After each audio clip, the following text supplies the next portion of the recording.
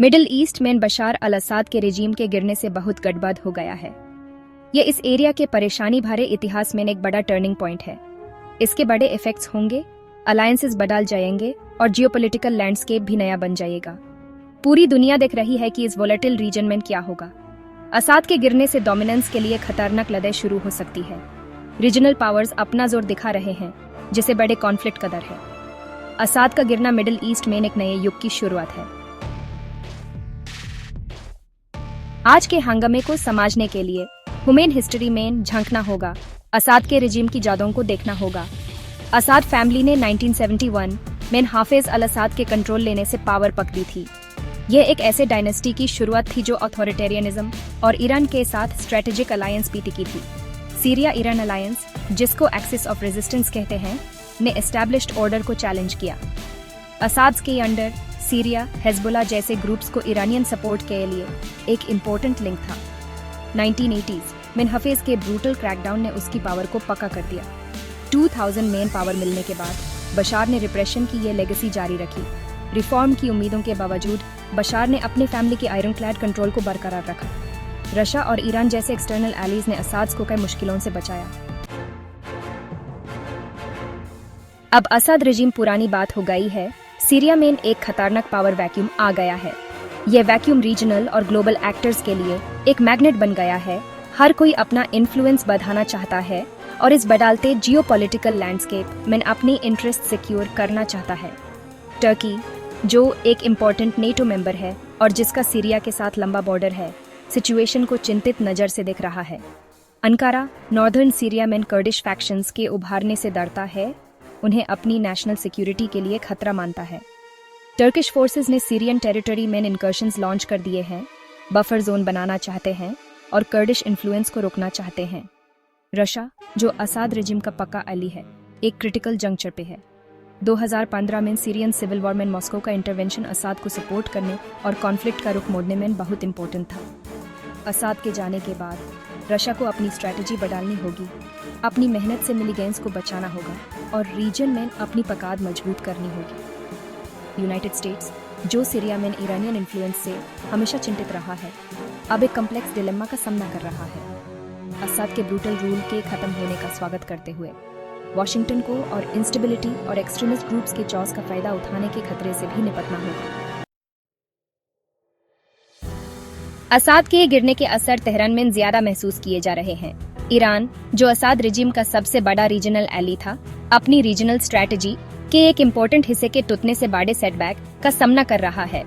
Axis of resistance, जो पहले से ही इंटरनल डिविजन्स और एक्सटर्नल प्रेशर से परेशान था, को अब एक बड़ा झटका लगा है।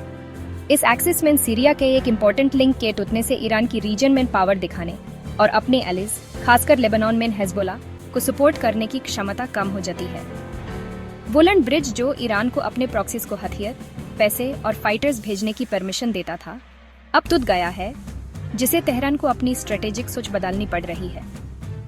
इसके अलावा असाद रेजिम के गिरने से ईरान का हाथ अपने न्यूक्लियर प्रोग्राम या अपनी रीजनल एम्बिशंस पे फ्यूचर नेगोशिएशंस में कमजोर हो जाता है।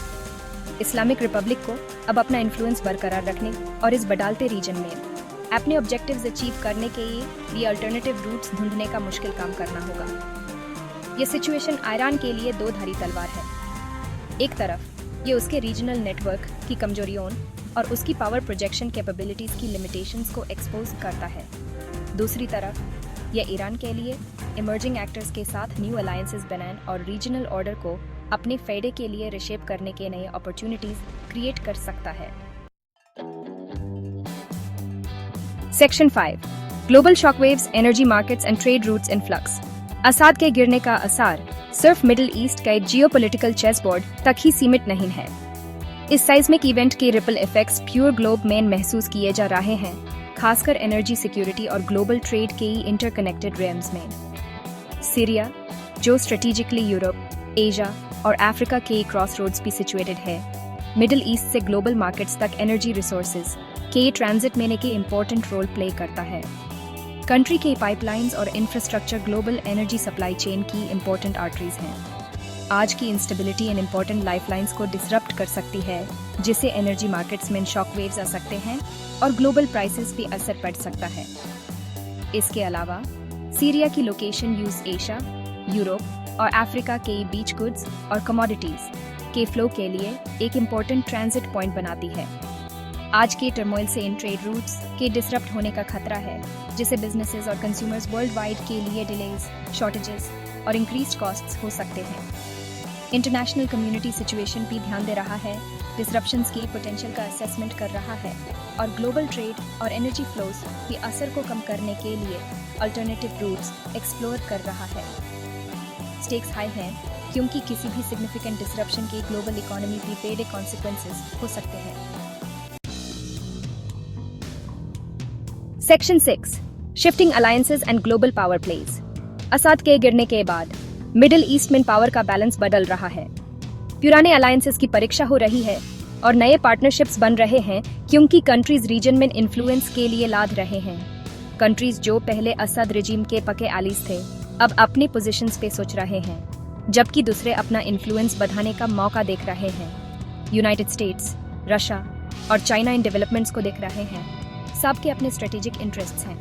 असाद के जाने से बना power vacuum Turkey, Saudi Arabia और ईरान जैसे रीजनल पावर्स को अपना इन्फ्लुएंस दिखाने का मौका दे रहा है।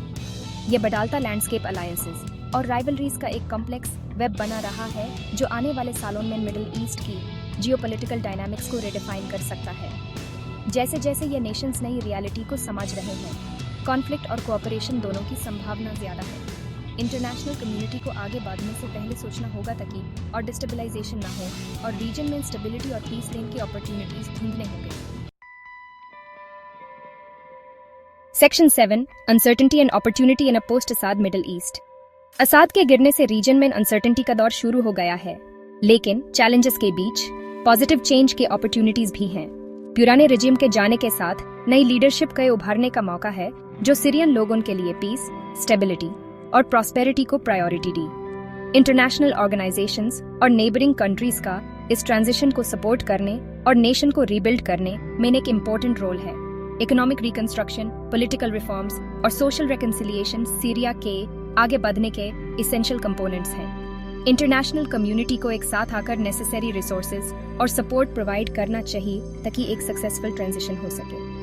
हालांकि आगे का रास्ता चैलेंजेस से भरा है, लेकिन एक ब्राइटर फ्यूचर की संभावना है। इस अपॉर्चुनिटी का फायदा उठाकर सीरिया और उसके नेबर्स एक ज्यादा स्टेबल और प्रॉस्पेरस मिडिल ईस्ट के लिए काम कर सकते हैं। Section 8 call to action.